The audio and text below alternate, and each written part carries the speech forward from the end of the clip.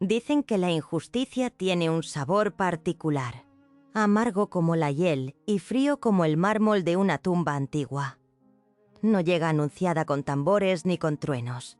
Llega en silencio, disfrazada de certeza, montada sobre la espalda de quienes creen que ver es suficiente para saber.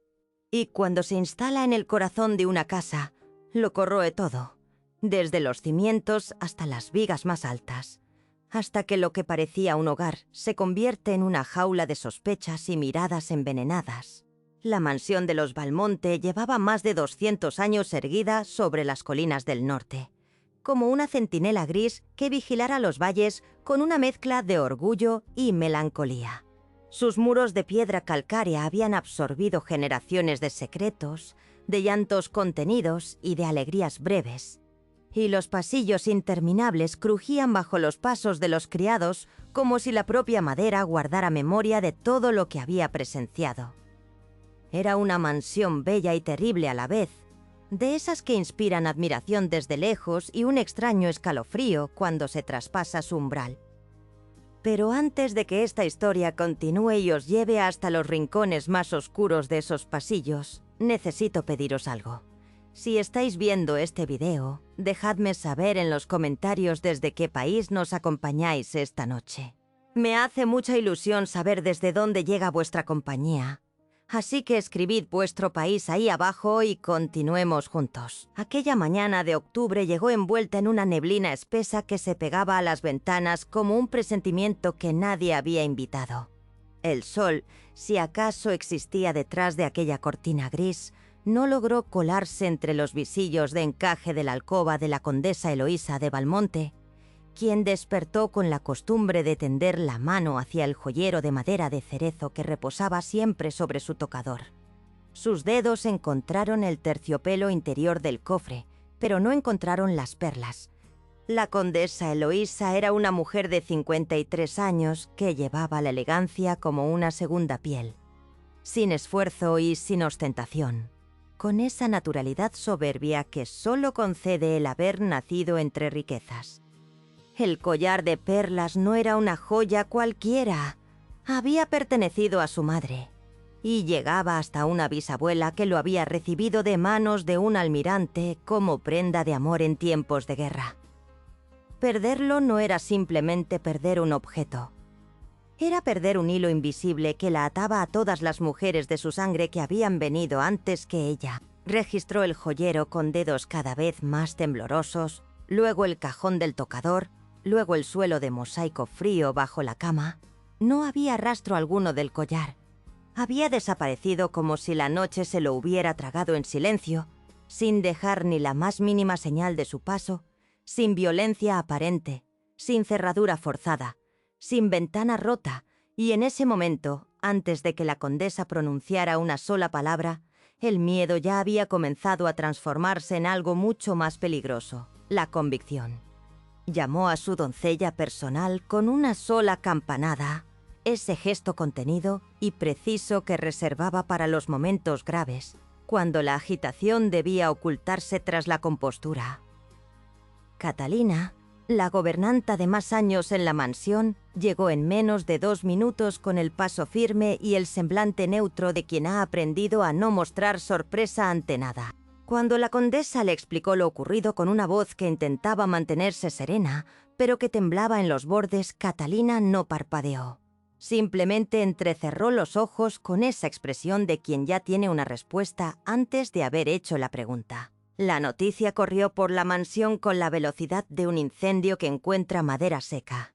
Los criados se reunieron en los pasillos en pequeños grupos, hablando en susurros que se iban cargando de nombres, de sospechas, de recuerdos convenientes y de detalles que la imaginación colectiva fue bordando con una precisión feroz.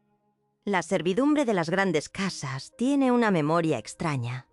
Recuerda con perfecta nitidez lo que le conviene recordar y olvida con igual eficacia lo que podría complicar sus conclusiones ya formadas. Y en esa memoria colectiva ya había un nombre circulando antes de que nadie se atreviera a pronunciarlo en voz alta. Irene, la doncella nueva, la que había llegado 6 meses atrás desde un pueblo al sur, sin más recomendación que una carta de un párroco y sin más apellido que el suyo propio, humilde y sin alcurnia. Irene, que tenía la habitación más cercana a la alcoba de la condesa, que había sido la última en limpiar aquella estancia la tarde anterior, y sobre quien el silencio acusador comenzó a posarse esa mañana como se posa la escarcha sobre las piedras, sin ruido, sin permiso y sin compasión.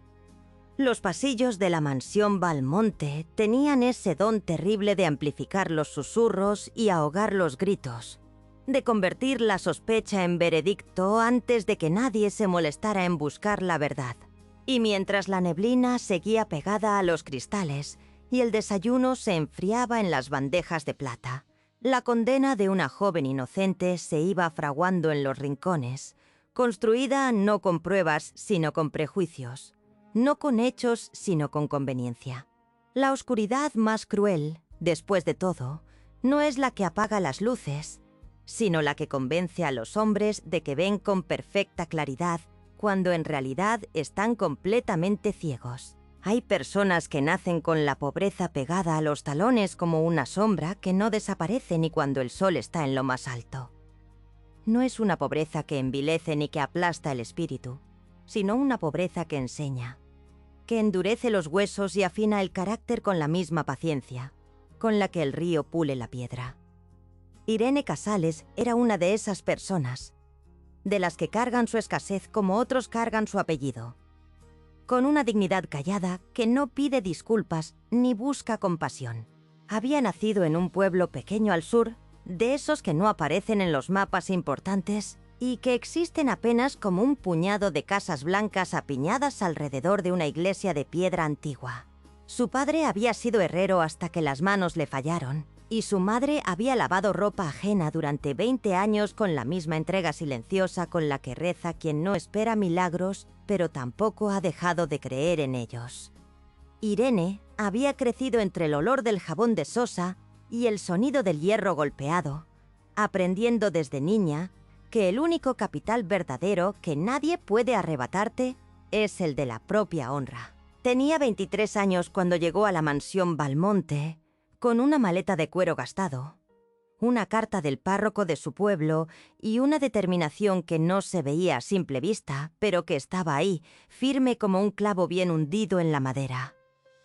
No había llegado con ambiciones desmesuras ni con sueños de grandeza.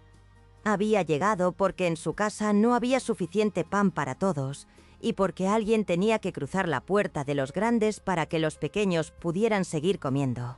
Lo había hecho por su familia, y esa sola razón era para ella más noble que cualquier escudo heráldico que pudiera colgar sobre una chimenea. Desde el primer día Irene había demostrado ser diferente a otras doncellas que habían pasado por aquellos pasillos. No era diferente por ser más hábil ni más rápida, aunque lo era. Era diferente porque trabajaba con una atención genuina, como si cada tarea que le encomendaban mereciera su respeto completo. Planchaba los manteles con la misma concentración con la que otros reservan para los asuntos graves, sacudía las cortinas de terciopelo sin resentimiento y limpiaba los espejos de los pasillos con movimientos lentos y circulares que dejaban el cristal inmaculado y el alma curiosamente en paz. La gobernanta Catalina la había observado durante semanas con esa mirada evaluadora que tienen quienes llevan décadas administrando el orden de una casa grande. Había esperado encontrar alguna grieta, algún descuido o alguna pequeña deshonestidad que le confirmara lo que su instinto de mujer acostumbrada al poder pequeño de los criados le susurraba, que nadie de afuera era del todo de fiar. Pero Irene no le había dado ni una sola razón para desconfiar, y eso, de algún modo retorcido, pareció irritar a Catalina más que cualquier falta. Lo que nadie en la mansión sabía, porque Irene no era de las que hablan de sí mismas sin que nadie pregunte, era que aquella joven guardaba en el interior de su maleta gastada 3 cartas de su madre, un rosario de madera y un libro de poemas que había pertenecido a una maestra de su pueblo. Leía esos poemas en las noches, cuando el resto de la servidumbre dormía y la mansión se convertía en un organismo quieto y respirante, y en esa lectura encontraba algo que la riqueza de los Valmonte, con toda su platería y sus candelabros, no podría haberle comprado: la certeza de que ella era más que el uniforme que vestía. Tenía una forma particular de moverse por las habitaciones de los señores, una delicadeza estudiada que nacía no del miedo sino del respeto. No tocaba lo que no debía tocar, no miraba lo que no le correspondía ver, no escuchaba detrás de las puertas aunque las voces que llegaban desde adentro fueran tentadoras en su intensidad. Había aprendido de su madre que la curiosidad sin permiso es una forma de robo, y Irene Casales no robaba ni con las manos ni con los ojos. La alcoba de la condesa era para ella un espacio sagrado y ajeno que limpiaba con la eficiencia de alguien que sabe que su presencia allí es un privilegio, no un derecho. Conocía la ubicación exacta de cada objeto porque era parte de su trabajo no alterar el orden establecido. Sabía que el joyero de madera de cerezo descansaba siempre sobre el tocador, igual que sabía que los frascos de perfume debían quedar alineados de izquierda a derecha según la altura, y que las sábanas de hilo se doblaban en 3 partes iguales, nunca en ese conocimiento minucioso que nacía del cuidado y no de la codicia. Sería paradójicamente la primera piedra que construiría el muro de su acusación. Irene no sabía. Mientras turcía unos guantes blancos en su pequeño cuarto aquella tarde de octubre, que la tormenta ya se estaba formando sobre su cabeza. No lo sabía porque las tormentas más crueles no avisan, y porque la injusticia tiene esa costumbre devastadora de caer sobre quienes menos la merecen con la misma indiferencia con la que la lluvia moja tanto los palacios como los establos. Ella seguía cosiendo con sus manos limpias, completamente ajena a que, al otro lado de los pasillos, un collar de perlas ausente ya llevaba su nombre grabado en los labios de todos. Hay un momento terrible, casi quirúrgico en su precisión, en el que una persona inocente comprende que el mundo que la rodea ha decidido su culpa antes de escuchar una sola palabra de su defensa. Es un momento que no grita ni explota, llega despacio, como el frío que se cuela por las rendijas de una ventana mal cerrada, hasta que de pronto uno se da cuenta de que lleva horas temblando sin haber sabido por qué. Para Irene, ese momento llegó a media mañana, convocado por la voz seca y sin inflexiones de Catalina. La gobernanta había reunido a toda la servidumbre en el vestíbulo principal con una eficiencia que no dejaba espacio para la demora ni para las preguntas. Los criados llegaron en pequeños grupos desde distintos rincones de la mansión. Los mozos de cuadra con olor a paja y cuero, las lavanderas con las manos aún húmedas, los lacayos con sus uniformes oscuros perfectamente abotonados, se colocaron en una semicircunferencia tensa y expectante, como actores que conocen el decorado de la obra pero no han recibido aún el texto, y en cuyos rostros ya había, sin embargo, un presentimiento que les brillaba en los ojos. Irene llegó la última, llamada expresamente por un mozo que había golpeado su puerta con 3 golpes secos y sin explicación. Cuando entró al vestíbulo y encontró todos aquellos rostros vueltos hacia ella, algo frío le recorrió la espalda con la velocidad de una aguja. No era culpabilidad lo que sintió, porque la culpa necesita un acto real del que brotar. Era algo más primitivo y más terrible. El instinto antiguo de quien reconoce que se encuentra rodeado y que la salida que creía abierta acaba de cerrarse en silencio. «Ha desaparecido el collar de perlas de la señora condesa», anunció Catalina con una voz que no era acusación directa, pero tampoco era neutralidad. Era esa zona ambigua y cruel donde vive la insinuación cuando quiere hacer daño sin asumir responsabilidad. Un collar que ha estado en esta familia por más de 100 años y que anoche reposaba en el joyero de la alcoba principal. Hizo una pausa calculada, un silencio breve pero denso como el plomo, y luego dejó caer sus ojos sobre Irene con la parsimonia de quien lleva tiempo esperando ese momento. No hubo señalamiento con el dedo ni grito dramático. Fue mucho peor que eso. Fue la mirada de Catalina sosteniéndose sobre Irene durante 3 segundos interminables, mientras el resto de la servidumbre seguía la dirección de esos ojos como girasoles obedientes que se vuelven hacia donde apunta la luz. Y en esos 3 segundos, sin una sola palabra pronunciada, El veredicto quedó instalado en el aire del vestíbulo con la solidez de una sentencia tallada en piedra. Irene sintió cómo cada rostro que la rodeaba cambiaba de expresión, no de golpe, sino con esa lentitud aún más devastadora de quien actualiza una opinión que en el fondo ya tenía formada. La búsqueda fue inmediata y despiadada en su metodología. 2 lacayos y la propia Catalina subieron a la pequeña habitación de Irene mientras ella los seguía con las manos entrelazadas y los nudillos blancos, consciente de que protestar sería interpretado como prueba de culpa y que el silencio también lo sería. Registraron la maleta de cuero gastado, revisaron bajo el colchón delgado, abrieron el cajón del pequeño escritorio donde Irene guardaba las cartas de su madre y el libro de poemas, y cada objeto que sacaban y examinaban era devuelto a su lugar con una desconsideración que no era accidental sino deliberada, como si el desorden fuera ya parte del castigo. No encontraron el collar. Ese hecho, que en cualquier proceso justo habría sido el fin de la sospecha, fue interpretado en la mansión de los Valmonte con una lógica retorcida que solo funciona cuando la conclusión precede a la investigación. Si no estaba allí, era porque Irene ya lo había escondido en algún otro lugar, o lo había entregado a un cómplice, o lo había vendido antes de que alguien pudiera encontrarlo. La ausencia de prueba no fue leída como inocencia, sino como astucia. Y esa relectura maliciosa es quizás la forma más refinada de injusticia que existe. Abajo, en el vestíbulo, los susurros ya se habían convertido en una corriente continua y envenenada. Las lavanderas recordaron de pronto que Irene siempre miraba demasiado cuando limpiaba las habitaciones de los señores, detalle que ninguna había mencionado antes porque ninguna lo había pensado antes. Un mozo de cuadra aseguró haber visto a Irene salir tarde una noche por el pasillo trasero, aunque al preguntarle cuándo exactamente, la fecha fue cambiando con cada repetición de la historia.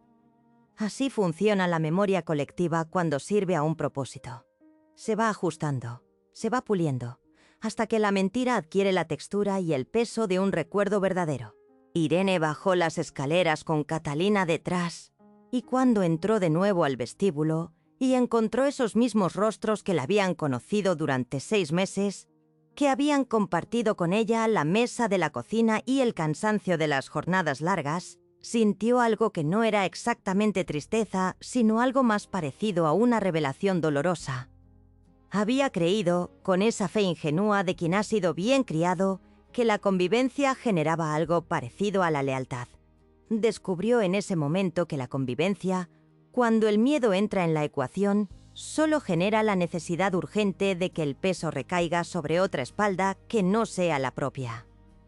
«Quedáis relevada de vuestras funciones hasta que la investigación concluya», dijo Catalina con una frialdad clínica que no admitía réplica. Irene abrió la boca, la cerró, volvió a abrirla. Las palabras estaban ahí, exactas y ordenadas, la verdad entera dispuesta a salir con una claridad que debería haber bastado para disolver cualquier duda.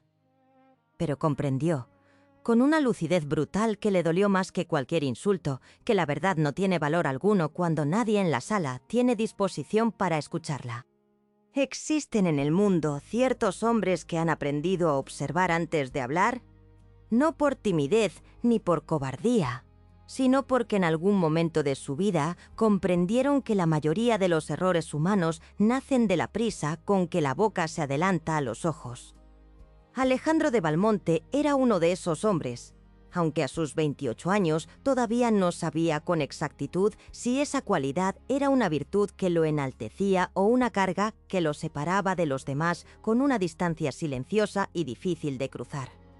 Era el hijo mayor del conde Rodrigo de Valmonte, lo que significaba que cargaba sobre los hombros no solo el peso de un apellido ilustre, sino el de una expectativa que se había ido acumulando sobre él desde que tuvo uso de razón.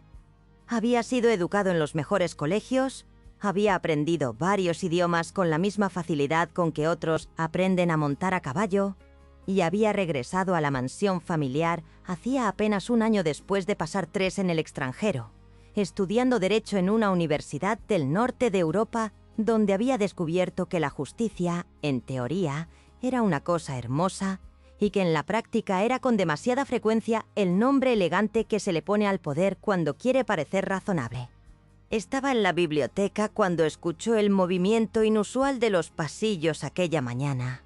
Ese rumor sordo y acelerado que tienen las casas grandes cuando algo ha ocurrido y la noticia viaja de boca en boca con esa energía particular que tiene lo escandaloso. Se asomó al pasillo con un libro aún abierto en la mano y preguntó a un lacayo que pasaba con expresión agitada qué estaba ocurriendo. La respuesta llegó en 3 frases breves, cargadas de una seguridad que a Alejandro le resultó inmediatamente sospechosa. El collar de la condesa había desaparecido y la doncella nueva, Irene, sin duda lo había robado. Bajó al vestíbulo sin apresurarse, con ese paso medido que irritaba a su madre, porque ella lo interpretaba como frialdad y que en realidad era el paso de alguien que necesita procesar lo que va a encontrar antes de encontrarlo. Lo que halló fue la escena que ya se ha descrito. La servidumbre reunida, la gobernanta Catalina con su expresión de jueza de pueblo, e Irene en el centro de aquel semicírculo de miradas hostiles con la espalda recta y el mentón levantado con una dignidad que, en el contexto de aquella atmósfera aplastante, resultaba casi dolorosa de contemplar. Alejandro se quedó en el umbral. No entró al vestíbulo ni se unió al grupo. Se limitó a observar desde esa posición periférica que siempre había ocupado en los rituales sociales de la mansión, y que en aquella ocasión le ofrecía una perspectiva que los demás, demasiado cerca del centro de la escena, no podían tener. Vio cómo Catalina pronunciaba su veredicto disfrazado de procedimiento. Vio cómo los rostros de los criados se ajustaban con esa maleabilidad inquietante de quien adopta la opinión del más fuerte. Y vio, sobre todo, la expresión de Irene. Había visto en su vida muchos rostros culpables, tanto en los tribunales que había visitado durante sus estudios como en los salones de la alta sociedad, donde la culpa se disfraza de distintas formas, pero siempre deja la misma huella particular alrededor de los ojos. El rostro de Irene no tenía esa huella. Tenía dolor, tenía miedo, tenía la rabia contenida y justa de quien es golpeado sin haberlo merecido, pero no tenía culpa. Y Alejandro, que había aprendido a leer los rostros con la misma atención con que otros leen los textos, supo en ese momento con una claridad que le resultó casi incómoda en su contundencia que aquella joven no había robado nada. Cuando Catalina terminó de pronunciar la suspensión de funciones de Irene y el grupo comenzó a disolverse con esa satisfacción tácita de quien cree haber resuelto un problema, Alejandro escuchó los comentarios que flotaban a su alrededor. Siempre supe que no era de fiar, decía una lavandera en voz baja, pero no lo suficientemente baja. Con esa cara de santa, añadía otra. Él los escuchó a todos sin decir nada, y cada comentario fue depositando en él algo que no era exactamente indignación, sino algo más frío y más resuelto. La determinación de quien ha identificado una injusticia y ha decidido, en silencio y sin anunciarlo, que no va a mirar hacia otro lado. No habló con nadie en ese momento. No confrontó a Catalina ni fue en busca de su madre para cuestionar sus conclusiones. Sabía que hacerlo sin pruebas sería tan inútil como intentar apagar un incendio con argumentos. Volvió a la biblioteca, pero esta vez cerró el libro que había llevado consigo y lo dejó sobre la mesa con una suavidad que desmentía la tensión que se había instalado en su mandíbula. Se sentó frente a la ventana que daba al jardín trasero y permaneció así durante varios minutos, mirando sin ver los setos recortados y la fuente de piedra cubierta de musgo, dejando que su mente hiciera lo que mejor sabía hacer: ordenar los hechos, identificar las inconsistencias y construir las preguntas que nadie más en aquella mansión parecía tener el menor interés en formular. Porque eso era lo que más le había golpeado de toda la escena, más incluso que la injusticia en sí misma.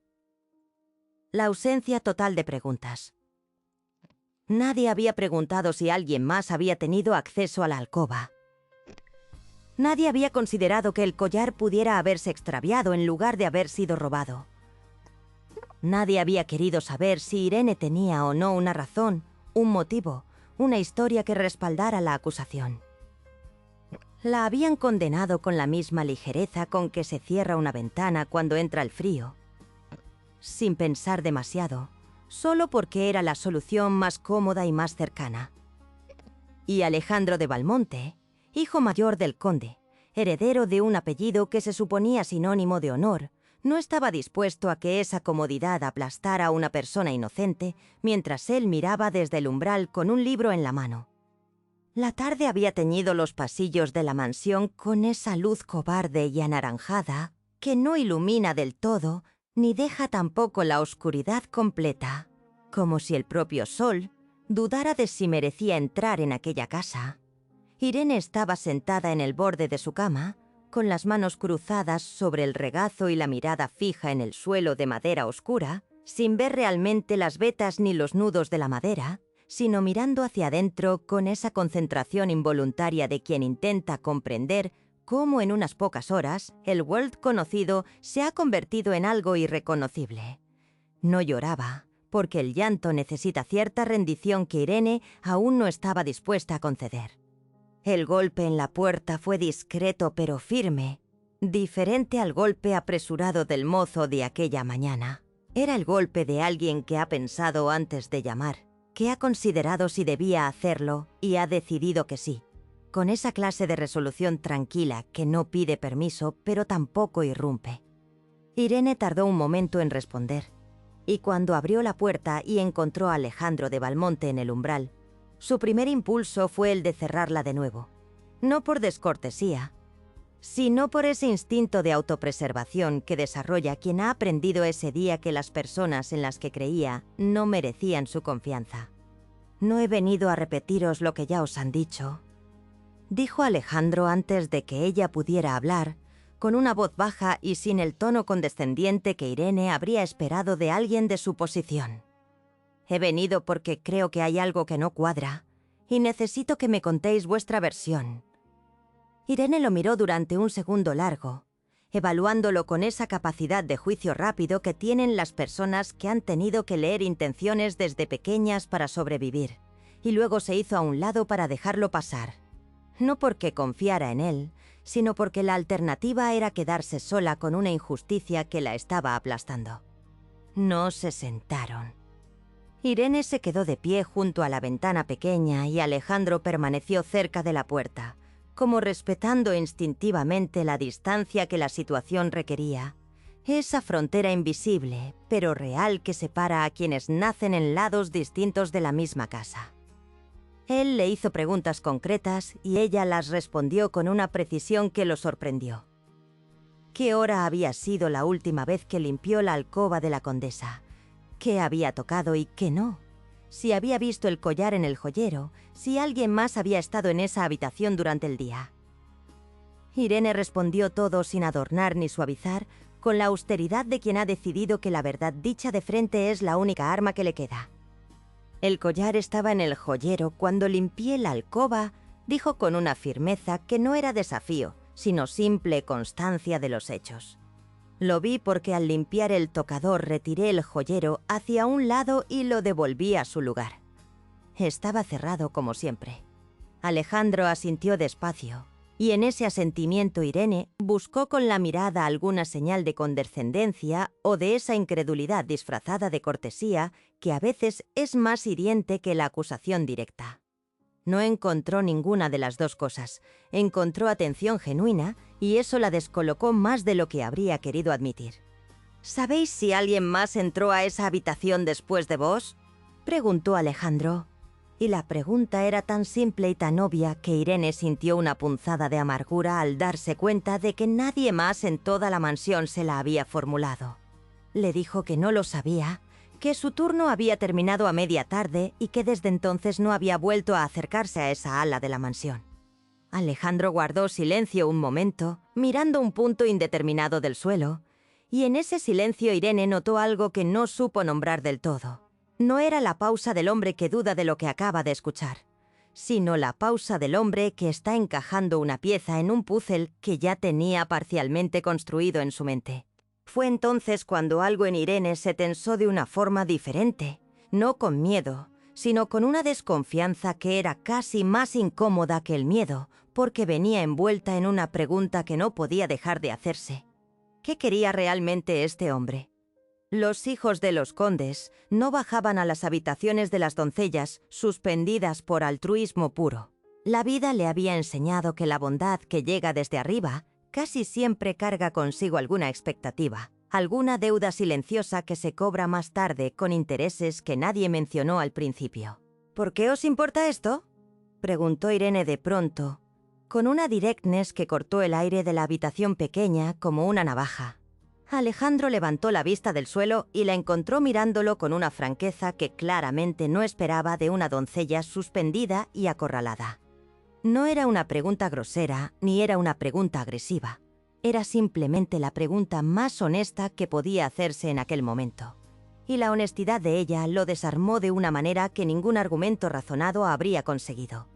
«Porque he estudiado Derecho», respondió él tras un momento, con una sencillez que sonó casi a confesión. «Y sé reconocer cuándo un juicio ha sido celebrado sin que nadie se haya molestado en buscar la verdad». Hubo un silencio breve, entre los dos, habitado por la distancia de sus mundos y por algo más difícil de nombrar. El principio de un reconocimiento mutuo que ninguno de los dos estaba preparado para admitir todavía. Irene no dijo nada más, y Alejandro tampoco. Él se despidió con una inclinación sobria y salió por la puerta dejando tras de sí una promesa que no había pronunciado en voz alta, pero que había llenado la habitación pequeña con la misma presencia que el aire llena los pulmones. La promesa de que alguien por fin iba a hacer las preguntas correctas. Hay una clase de belleza que no invita sino que intimida, que no calienta sino que deslumbra, como la luz de un faro que guía los barcos pero que no tiene calor alguno para quien se acerca demasiado. Valentina Escauriza pertenecía a esa clase de belleza, la que ha sido cultivada con una disciplina casi marcial desde la infancia, pulida en los mejores colegios de señoritas y perfeccionada en los salones de la ciudad, hasta alcanzar esa forma de gracia calculada que la alta sociedad confunde con naturalidad, porque nunca ha visto de cerca lo mucho que cuesta mantenerla. Había llegado a la mansión Valmonte 3 días antes del incidente del collar, invitada por la condesa Eloísa con la transparente intención de que la visita consolidara el compromiso que los dos familias habían acordado meses atrás con la misma frialdad contractual con que se firman los documentos de una herencia. Era hija de un marqués del sur, de una familia con más abolengo que dinero, que había visto en la alianza con los Valmonte no tanto una unión sentimental como una solución elegante a ciertos problemas financieros que el apellido Escauriza llevaba arrastrando desde la generación anterior con una discreción que solo el dinero puede comprar. La condesa la adoraba. Ese era el verbo exacto, y no era una exageración. Eloísa de Valmonte, mujer de gustos exigentes y juicios severos, había quedado prendada de Valentina desde el primer momento en que la joven había cruzado el umbral de la mansión con un vestido azul medianoche y una sonrisa que parecía diseñada específicamente para conquistar a las madres. Conocía el nombre de cada pieza de arte que decoraba el salón principal. Citaba con soltura a los poetas clásicos que la condesa admiraba y tenía esa habilidad poco común de hacer sentir a cada persona con quien hablaba como si fuera la única persona importante en la sala. Alejandro, sin embargo, no la adoraba. La respetaba, la encontraba inteligente, reconocía sin dificultad que reunía todas las condiciones que su posición y su familia requerían en una esposa. Pero había algo en Valentina que desde el principio había activado en él esa señal silenciosa e irracional que no sabe explicarse con argumentos pero que tampoco puede ignorarse. La sensación de que detrás de aquella fachada impecable existía un territorio desconocido cuya naturaleza exacta él no había logrado determinar aún. Era como contemplar un jardín perfectamente podado y preguntarse qué crece debajo de la tierra fuera de la vista, sin que nadie lo vigile. Esa tarde, mientras el asunto del collar seguía envenenando el ambiente de la mansión, Valentina bajó al salón principal con una compostura que rozaba lo inverosímil. Se había cambiado de vestido Llevaba el cabello recogido con una perfección que requería al menos una hora de trabajo, y sostenía en la mano un libro de poesía francesa que había tomado de la biblioteca con el gesto despreocupado de quien está completamente a sus anchas en casa ajena. Se sentó junto a la ventana con la luz cayendo sobre ella en un ángulo que parecía deliberadamente favorecedor, y cuando la condesa entró al salón con los ojos enrojecidos por la mañana de tensión, Valentina se levantó con una solicitud inmediata y genuina en apariencia. «Querida señora, ¿cómo se encuentra?», dijo con la voz suave y modulada de quien ha practicado la compasión como se practica una escala musical. Tomó las manos de la condesa entre las suyas y la miró con esa expresión de preocupación serena que resulta tan reconfortante precisamente porque no desborda, no se deshace, no obliga a quien sufre a hacerse cargo también del llanto ajeno. La condesa dejó escapar un suspiro largo y se dejó guiar hacia el sofá. Y Valentina escuchó su relato sobre el collar con una atención que parecía total, asintiendo en los momentos precisos, frunciendo el ceño con la indignación justa. «Es una pérdida irreparable», murmuró Valentina con una tristeza que sonó completamente auténtica. «Un objeto así no es solo una joya, es la memoria de todas las mujeres que vinieron antes que usted». La condesa la miró con una gratitud casi materna, y Valentina sostuvo esa mirada con una calidez que no temblaba ni se apresuraba, con la solidez de quien sabe exactamente cuánto tiempo debe durar un gesto para resultar creíble sin parecer exagerado. Desde el umbral del salón, Alejandro observó la escena durante un momento que no llegó a ser un minuto, pero que le bastó para registrar algo que no supo clasificar de inmediato. No era nada concreto. No había en el comportamiento de Valentina ningún gesto inequívoco que pudiera señalarse con el dedo. Era más bien una acumulación de pequeñas perfecciones que, vistas todas juntas en aquel contexto de dolor genuino, producían un efecto extrañamente artificial, como un cuadro muy bien pintado que de algún modo no termina de parecer real. Se dijo a sí mismo que era injusto, que estaba buscando sombras donde no había más que una mujer bien educada consolando a su futura suegra. Pero la semilla estaba plantada, aunque él todavía no lo sabía. Hay sospechas que no nacen de un razonamiento, sino de algo más primitivo y más difícil de desactivar, de esa inteligencia antigua que habita en algún lugar entre el estómago y el pecho y que a veces ve con más claridad que los ojos. Alejandro se alejó del umbral sin hacer ruido, dejando a las dos mujeres en su tabló de consuelo elegante, y mientras caminaba de regreso hacia la biblioteca con la cabeza llena de preguntas que todavía no tenían forma precisa. La imagen de Valentina, sosteniendo las manos de su madre con aquella perfección inquietante, se quedó instalada en su memoria como una nota musical que no termina de resolver, suspendida en el aire, esperando el acorde que la complete. La verdad rara vez se encuentra donde todos la buscan, entre las personas más obvias y los lugares más visibles. Casi siempre habita en los márgenes, en los detalles que nadie consideró importantes, en las pequeñas inconsistencias que el ojo apresurado descarta porque complicarían una conclusión que ya se ha decidido de antemano. Alejandro lo sabía y fue con esa convicción con la que comenzó a moverse por la mansión al día siguiente, no con el ímpetu ruidoso del acusador, sino con la paciencia callada del hombre que sabe que la verdad no se arranca, se descubre. Empezó por el registro de entradas de la mansión, un libro de cuero negro que Catalina actualizaba con una meticulosidad que era quizás su única virtud, sin ambigüedad. En ese registro quedaban anotados los movimientos de la servidumbre, las visitas externas y las entradas y salidas por las puertas traseras y laterales de la casa. Alejandro lo revisó con la lentitud de quien lee un texto en un idioma extranjero, asegurándose de no saltar ninguna línea. Y fue en la tarde anterior al descubrimiento del robo donde encontró la primera pieza que no encajaba con la narrativa oficial. Una entrada registrada a las 8 de la tarde en el ala principal, correspondiente a una visita cuyo nombre estaba anotado con una caligrafía diferente a la de Catalina, como si alguien más hubiera tomado el libro en ausencia de la gobernanta. El nombre era irrelevante en apariencia. Una modista que había venido a entregar unos ajustes de vestuario para la condesa.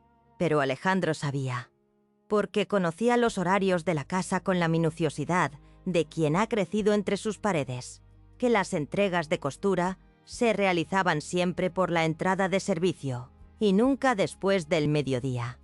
Esa entrega nocturna y por la entrada principal era una anomalía tan pequeña que cualquier persona sin su formación la habría pasado por alto sin el menor remordimiento. Él la subrayó mentalmente y siguió buscando. Habló con los criados de uno en uno, con una informalidad estudiada que los hacía sentir que estaban teniendo una conversación y no siendo interrogados.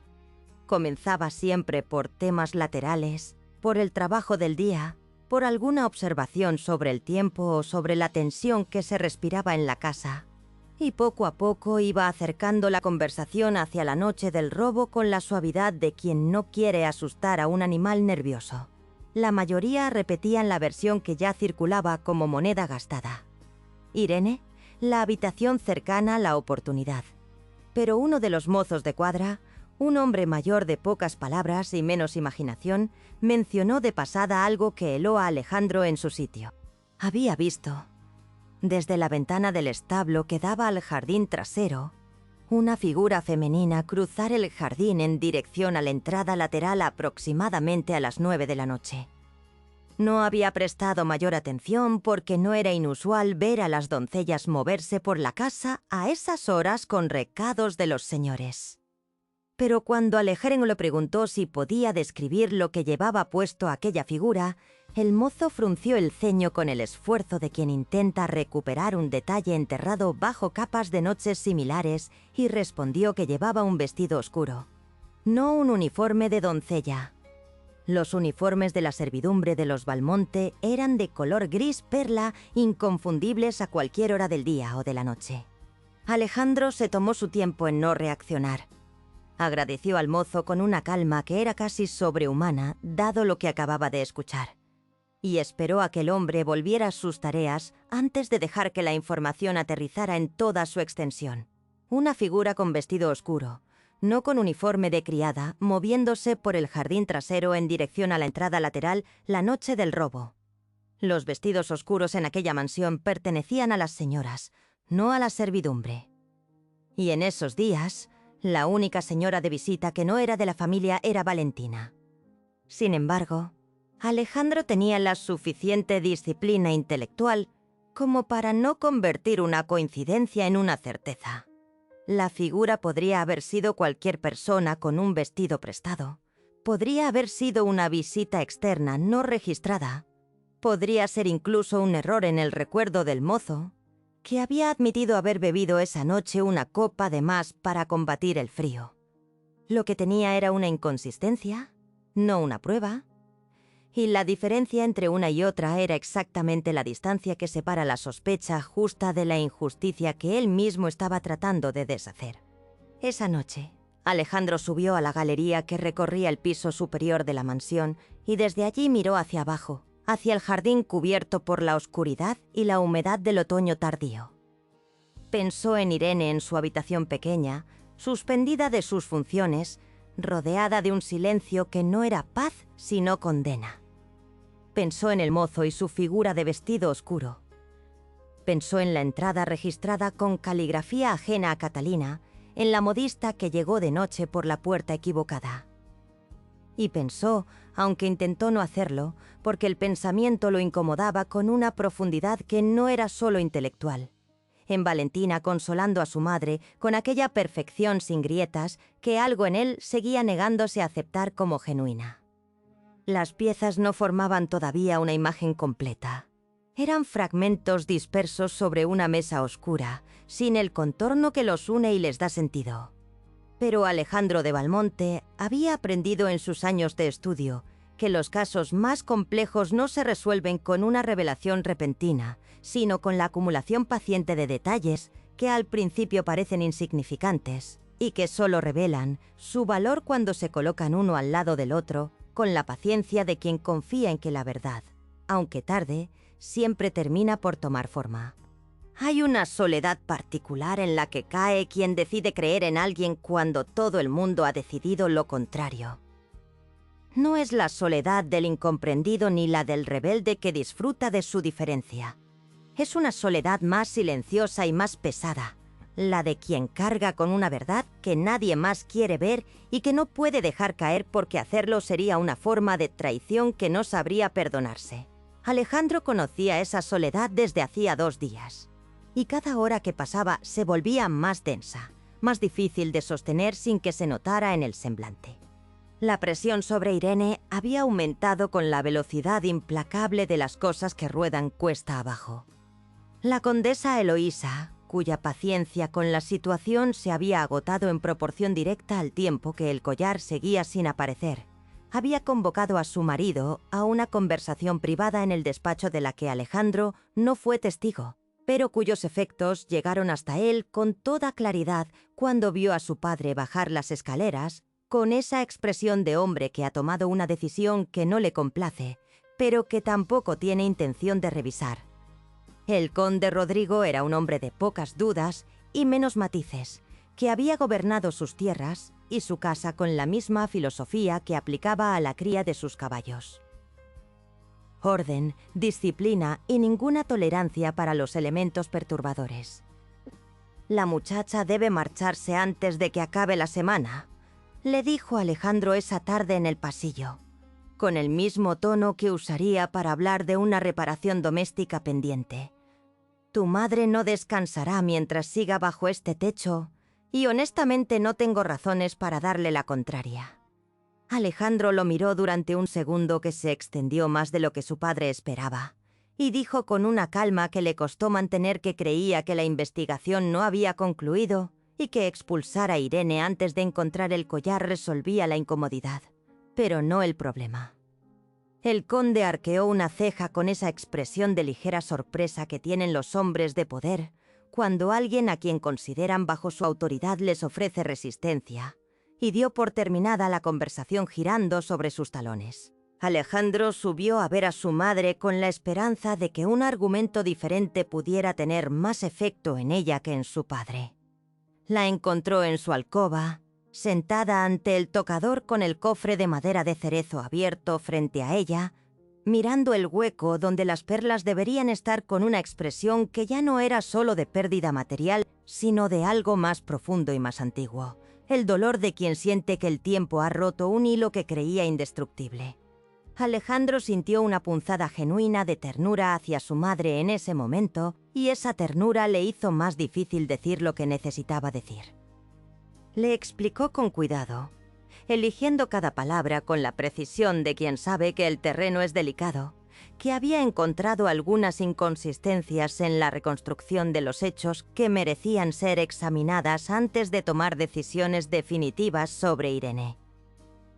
La condesa lo escuchó con una paciencia que fue disminuyendo visiblemente a medida que avanzaba el relato, y cuando él terminó, ella lo miró con esa mezcla de afecto y firmeza que solo saben combinar las madres que han criado hijos inteligentes y que conocen de sobra la diferencia entre la inteligencia y el juicio.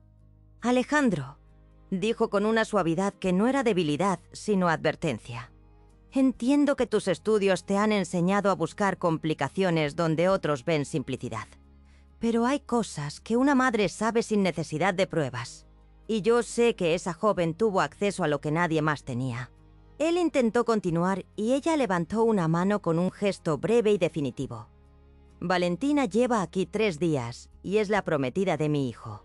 No voy a permitir que sus sospechas sin fundamento manchen una alianza que esta familia necesita». En esas últimas palabras estaba todo. El verdadero peso de la ecuación. La razón real por la que nadie en aquella casa iba a escuchar sus argumentos sin importar cuán sólidos fueran. Salió del cuarto de su madre con la certeza aplastante de que estaba completamente solo en esto y de que esa soledad no iba a resolverse con argumentos ni con apelaciones a la justicia abstracta. Necesitaba una prueba concreta, algo tan irrefutable que no pudiera ser descartado con la comodidad con que habían descartado todo lo demás. Fue entonces cuando decidió que la única forma de encontrarla era acercarse al origen de sus sospechas sin más rodeos. Necesitaba saber qué había hecho Valentina aquella noche, y para saberlo tenía que mirar donde nadie más había pensado en mirar. Bajó al jardín trasero cuando el sol ya empezaba a declinar, con el pretexto de tomar el aire que su madre siempre le recetaba cuando lo veía tenso.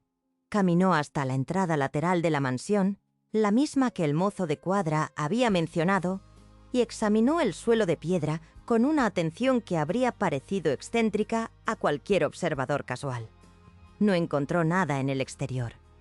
Pero cuando empujó la puerta lateral y entró al pequeño corredor de servicio que conectaba con el ala principal, vio en el suelo, parcialmente oculto bajo el borde de una maceta de terracota, que alguien había corrido sin demasiado cuidado.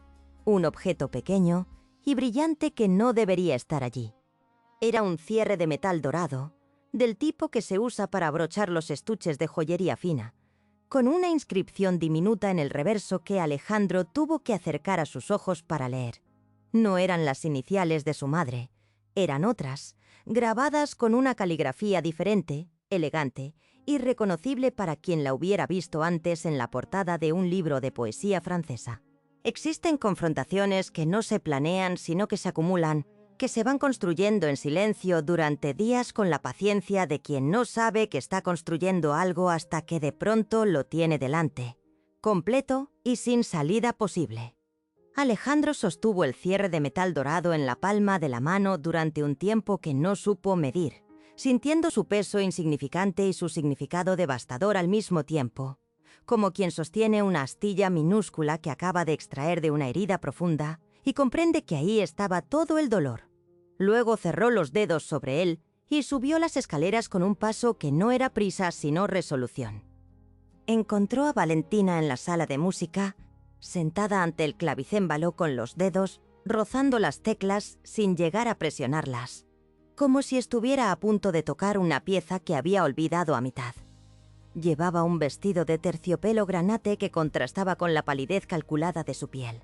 Y cuando escuchó los pasos de Alejandro en el umbral levantó la vista con esa sonrisa de bienvenida que tenía siempre lista, esa sonrisa que llegaba exactamente medio segundo antes de que los ojos se unieran a ella y que Alejandro había aprendido a notar con la misma incomodidad con que se nota una puerta que no cierra del todo bien. La sonrisa duró exactamente hasta que vio la expresión de su cara. «Necesito hablar contigo», dijo Alejandro. Y el tuteo fue deliberado y significativo, una señal de que lo que venía no iba a ser una conversación de salón. Cerró la puerta tras de sí y avanzó hacia el centro de la sala sin apresurarse, dejando que el silencio que se instaló entre los dos hiciera parte del trabajo. Valentina permaneció sentada ante el clavicémbalo con una compostura que era admirable en su tenacidad, aunque algo en sus hombros se había tensado de una forma apenas perceptible que sus meses de entrenamiento en la disimulación no habían logrado eliminar del todo. Alejandro abrió la mano y depositó el cierre de metal dorado sobre la tapa del clavicémbalo con un sonido pequeño y seco que en el silencio de la sala resonó con una claridad desproporcionada a su tamaño. Valentina lo miró. No lo tomó, no preguntó qué era. No frunció el ceño con la expresión razonable de quien ve un objeto desconocido. Se quedó absolutamente quieta durante 2 segundos que valieron por una confesión entera, y ese silencio inmóvil fue la primera grieta real en la fachada que había mantenido impecable durante días.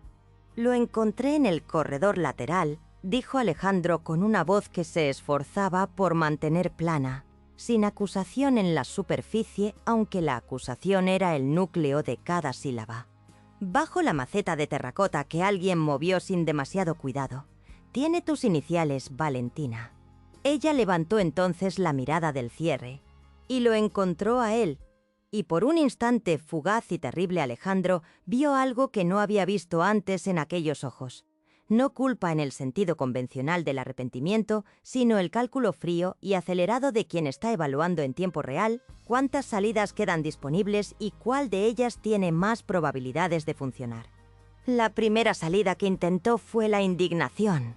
Se puso de pie con una agilidad que desmintió la serenidad que pretendía proyectar y dijo con una voz que subió demasiado deprisa para ser auténtica que cómo se atrevía a insinuar algo semejante, que ese cierre podría haber llegado al corredor de 1000 maneras distintas, que era una infamia levantar sospechas sobre ella basándose en un objeto tan insignificante. Las palabras eran correctas, el tono era el adecuado, pero la velocidad con que todo aquello salió de su boca tenía la urgencia desesperada de quien improvisa en lugar de la indignación genuina que se construye desde adentro hacia afuera. Alejandro la dejó terminar sin interrumpirla, con los brazos cruzados y los ojos fijos en ella, con una atención que no juzgaba, sino que simplemente registraba, que archivaba cada palabra y cada gesto con la minuciosidad fría del hombre que ha estudiado cómo se comportan las personas cuando mienten bajo presión. Cuando ella terminó, él dijo en voz baja que también había hablado con el mozo de cuadra, que la figura del jardín aquella noche llevaba un vestido oscuro y no un uniforme de criada, y que el registro de entradas tenía una anotación irregular que no se sostenía ante un examen mínimo. Y mientras hablaba, fue viendo cómo la indignación de Valentina se iba vaciando de contenido como un odre que pierde el agua por una costura mal sellada. El momento en que la máscara se rompió no fue dramático ni ruidoso. Fue casi silencioso, y por eso fue más devastador. Valentina se sentó de nuevo en el banco del clavicémbalo, como si las piernas hubieran decidido dejar de sostenerla. Y durante un instante su rostro quedó desnudo de toda construcción, mostrando algo que era más pequeño y más miserable que la maldad. Mostraba el miedo práctico y frío de quien ha apostado demasiado a una estrategia que acaba de fallar. Sus ojos buscaron los de Alejandro con una expresión que intentaba reconstruir la conexión emocional que hasta ese momento había sido su herramienta más eficaz, y él la sostuvo sin ceder. «Las deudas de mi familia son considerables», dijo ella finalmente, con una voz que había perdido toda modulación y que sonaba extrañamente pequeña en aquella sala de techos altos. «El collar vale suficiente para resolverlas. Pensé que nadie lo relacionaría conmigo, que la doncella sería despedida y el asunto quedaría cerrado». Lo dijo con la misma frialdad con que se explica una transacción comercial, sin lágrimas ni dramatismo, y esa frialdad fue para Alejandro más reveladora que cualquier confesión emocional. Le mostró que lo que había confundido con perfección durante semanas era en realidad la ausencia de algo, el hueco donde debería haber vivido la conciencia y donde solo habitaba el cálculo. Se quedó mirándola en silencio durante un momento largo, y luego recogió el cierre de metal de la tapa del clavicémbalo con una calma que era el principio del fin de muchas cosas a la vez. La justicia, cuando llega tarde, llega siempre cargada de un peso doble. El alivio de quien ha esperado demasiado y la amargura de no poder recuperar el tiempo en que la mentira ocupó el lugar que le correspondía a la verdad. Alejandro sabía que lo que estaba a punto de hacer iba a sacudir la mansión Valmonte desde sus cimientos más antiguos, que iba a romper alianzas y herir orgullo y dejar en evidencia a personas que preferían la comodidad del error a la incomodidad de la verdad.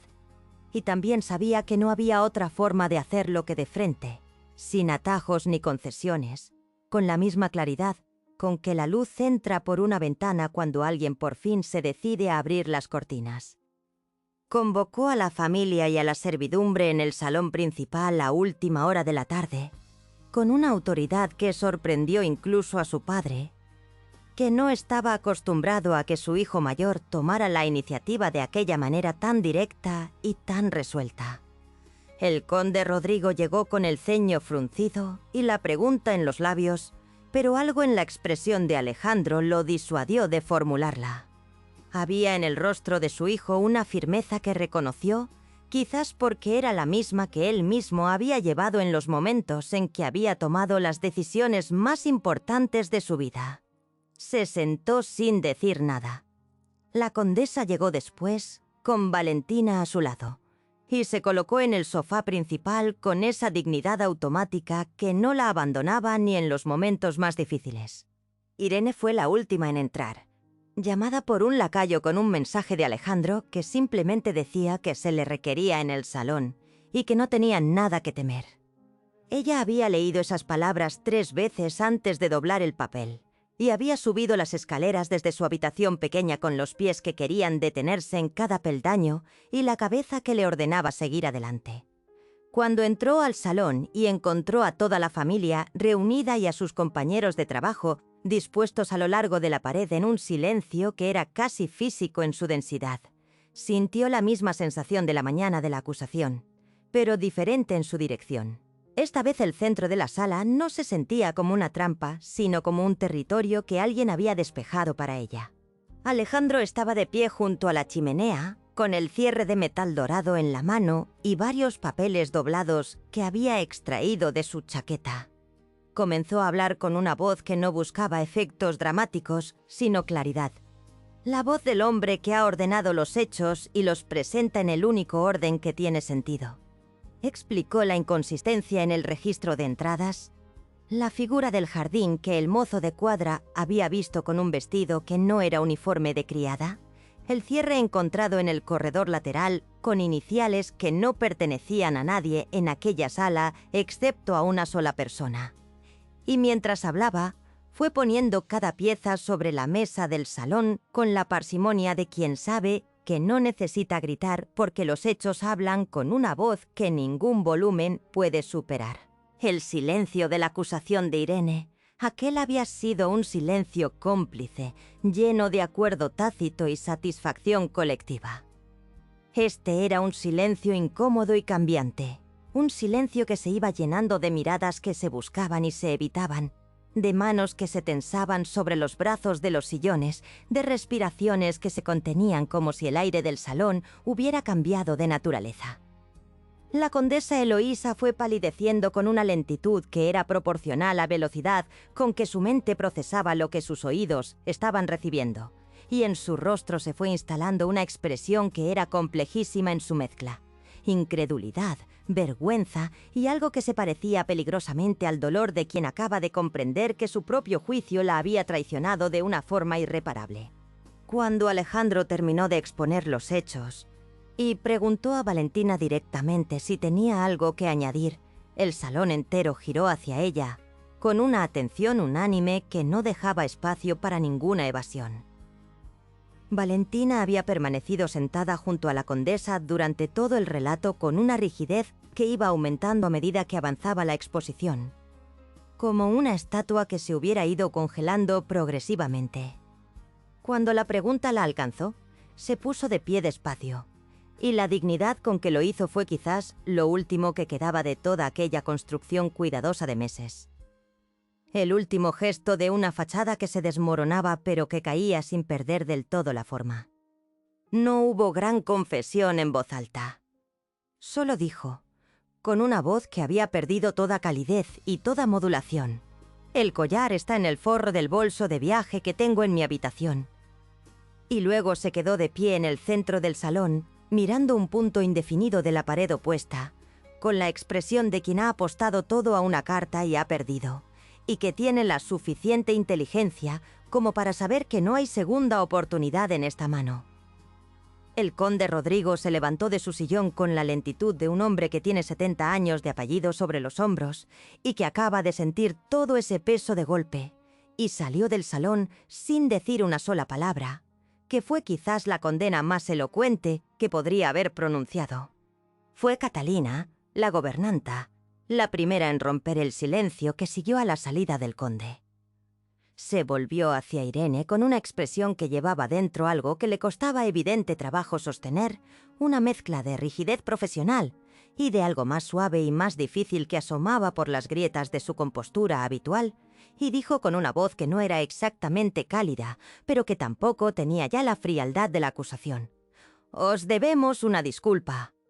Fueron palabras pronunciadas sin floriture ni dramatismo, pero en aquella sala cargada de silencio y en vergüenza colectiva resonaron con la contundencia de un veredicto, porque viniendo de Catalina, que nunca se retractaba de nada, equivalían a una absolución completa y pública que ningún discurso más elaborado habría podido superar.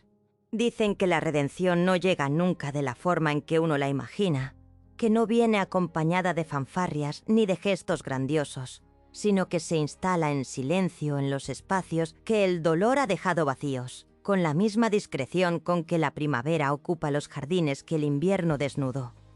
La mansión Valmonte amaneció al día siguiente diferente, no en su arquitectura ni en sus muebles de madera oscura ni en sus pasillos de mármol frío, sino en algo más difícil de señalar con el dedo, en la calidad del silencio que habitaba entre sus paredes, que había perdido la tensión acusadora de los días anteriores y que respiraba ahora con la lentitud cautelosa de quien sale de una tormenta y todavía no termina de creer que el cielo está despejado. Valentina se había marchado antes del alba, sin despedidas ni escenas, con el mismo bolso de viaje que ocultaba el collar y que una doncella había traído al salón la noche anterior con las manos temblorosas para entregárselo al conde. El carruaje que la llevó de regreso a la ciudad de su familia cruzó las puertas de la mansión en la oscuridad, y nadie, ni siquiera la condesa, se asomó a la ventana a verlo partir. Hay despedidas que no merecen testigos, separaciones que se cierran mejor en la penumbra, sin el peso añadido de los últimos gestos. Irene estaba doblando su ropa en la maleta de cuero gastado cuando escuchó los pasos en el pasillo, que reconoció sin necesidad de que llamaran a la puerta. Había aprendido en pocos días a distinguir el paso de Alejandro del de los demás. Esa cadencia mesurada y sin apresuramiento que era en sí misma una declaración de carácter. Cerró la maleta instintivamente, no por pretender que no estaba preparándose para marcharse, sino porque era un gesto que sus manos hicieron solas, como queriendo retrasar lo que fuera que venía a continuación. Cuando abrió la puerta, encontró a Alejandro con el collar de perlas en la mano, los eslabones blancos y suaves cayendo entre sus dedos como agua detenida en el tiempo. «Mi madre desea devolveros algo», dijo, y en las palabras había deliberadamente un plural que incluía a su madre, pero que Alejandro había construido de forma que sonara también como algo suyo propio. Irene miró el collar, y luego lo miró a él sin decir nada durante un momento que tuvo la densidad de varios minutos, y en ese silencio ambos supieron, sin necesidad de nombrarlo, que no estaban hablando únicamente de un collar. Luego ella extendió la mano, y él depositó las perlas sobre su palma, con una delicadeza que no era la delicadeza con que se trata un objeto valioso, sino la de quien es consciente de que está tocando algo irreparable, que ha sido roto y que pide ser sostenido con cuidado. La condesa Eloísa los esperaba en el salón pequeño del primer piso, el que usaba para las conversaciones que no quería que resonaran en toda la casa. Cuando Irene entró, la condesa se puso de pie con un gesto que en ella era extraordinario, porque las personas de su posición no se ponían de pie para recibir a las doncellas. Y ese solo movimiento habló más elocuentemente que cualquier discurso que hubiera podido pronunciar. Le tomó la mano con las suyas, las mismas manos que habían señalado su ausencia con tanto dolor, y le dijo con una voz que llevaba dentro la incomodidad genuina de quien no está acostumbrado a pedir disculpas, pero que ha decidido que esta vez no puede evitarlo. Os hemos hecho un daño que no merece el nombre de error. Merece el de injusticia, y os pido que lo llaméis por su nombre para que yo tenga que cargarlo con su peso real. Irene sintió que algo en su interior que había estado apretado durante días se aflojaba de golpe, no con alivio instantáneo, sino con esa clase de liberación lenta que duele mientras llega porque supone soltar también la rabia que había estado sosteniendo como una armadura. Lo que nadie esperaba, ni la propia Irene, ni el propio Alejandro, que la observaba desde el umbral, fue lo que ocurrió a continuación. La condesa abrió la palma de Irene y colocó en ella el collar de perlas con una firmeza que no admitía protocolo ni jerarquía, y dijo que aquel collar había pertenecido a mujeres de valor y de carácter, y que no había en aquella sala, en ese momento, nadie que reuniera esas dos condiciones con más derecho que ella. Irene cerró los dedos sobre las perlas despacio, sintiendo su peso suave y redondo, la temperatura fría que el metal y las piedras guardan siempre como si preservaran el recuerdo de todas las manos que las han sostenido antes, y por primera vez, desde que aquella historia comenzó, sus ojos se humedecieron sin que pudiera evitarlo. Alejandro no dijo nada en aquel momento porque no hacía falta. Había aprendido de su madre algo inesperado esa mañana: que el orgullo, cuando se enfrenta a su propio error con suficiente valentía, puede transformarse en algo que se le parece pero que es exactamente lo contrario. Que pedir disculpas desde la verdad no disminuye a nadie, sino que, extrañamente, es el único gesto que devuelve la estatura real a quien lo hace. Y mientras miraba a Irene con el collar de perlas en la mano y a su madre con esa expresión nueva y más humana que nunca le había visto, sintió que algo dentro de la mansión Valmonte se reordenaba de una forma que llevaba mucho tiempo necesitando reordenarse. Los días que siguieron fueron distintos. Irene retomó sus funciones con la misma dedicación de siempre, pero ya no era la misma invisible presencia de antes. Era alguien que había pasado por el fuego de la acusación injusta y había salido del otro lado sin doblegarse. Y esa historia era conocida por todos en la casa y cambiaba la naturaleza de cada mirada y cada saludo. Alejandro buscaba razones para cruzarse con ella en los pasillos, para intercambiar palabras breves sobre libros o sobre el jardín o sobre cualquier cosa que justificara quedarse un momento más en su presencia. Y ella lo dejaba, ya sin la desconfianza de los primeros días, con una apertura cautelosa que era en sí misma la forma más honesta de decir que la puerta no estaba cerrada. Y un atardecer de noviembre, cuando los setos del jardín habían perdido casi todas sus hojas y la fuente de piedra musgosa brillaba con la humedad del frío que llegaba, Alejandro encontró a Irene en el jardín trasero, mirando hacia las colinas con esa expresión de quien piensa en algo que está muy lejos. Se colocó a su lado sin decir nada durante un momento, y luego le preguntó, con una sencillez que era la única forma que conocía de decir las cosas que de verdad importaban, si creía que las personas podían cruzar las distancias que el mundo ponía entre ellas cuando decidían de verdad hacerlo. Irene tardó en responder mirando todavía las colinas, y cuando por fin lo miró a él, en sus ojos había algo que era a la vez una respuesta y una pregunta de vuelta. Es el lenguaje antiguo que no necesita palabras porque existe desde antes de que las palabras fueran inventadas. Si esta historia te llegó al corazón, si en algún momento sentiste que la injusticia te apretaba el pecho o que la lealtad de Alejandro te devolvía la fe en algo, entonces compártela con alguien que necesite recordar que la verdad siempre encuentra su camino. Aunque tarde, aunque duela, aunque cueste creerlo. Dale like, suscríbete si aún no lo has hecho y acompáñame